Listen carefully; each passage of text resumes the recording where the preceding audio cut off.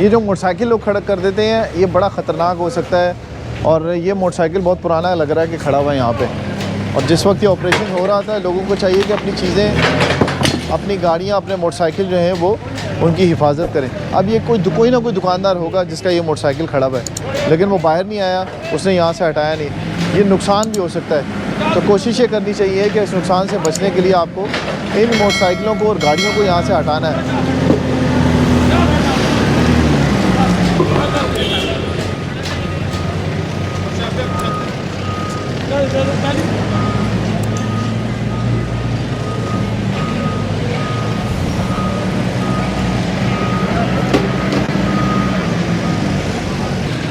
अब ये भाई तो आगे इनकी गाड़ी थी यहाँ पे खड़ी भी, इन्होंने तो हटा ली, लेकिन ये गाड़ी देखे स्विफ्ट खड़ी हुई नहीं। ये दिखाना ज़रा मोहसिन, ये काफ़ी देर से देख रहे हैं कि ये ऑपरेशन हो रहा है, लेकिन ये गाड़ी इन्होंने यहाँ से हटाई नहीं।